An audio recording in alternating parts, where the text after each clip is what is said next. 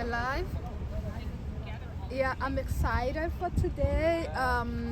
It's graduation at Indiana University. It's been where did time go? Like, look at us.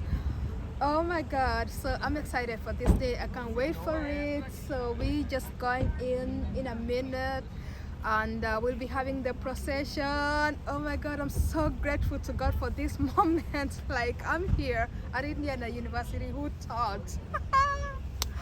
Caroline O'Bayer. That's how they call it. Oh, okay, I can't wait. Can't wait.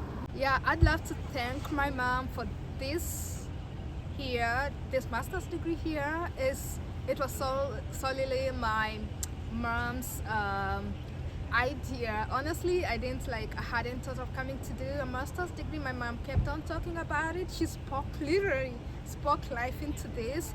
And because of that, I'm here. I have completed my degree, and I'll be getting my diploma in a bit. And so I'm so grateful to my mom. I'm so grateful to my family in Kenya, my family in the United States. I love you all. Yeah.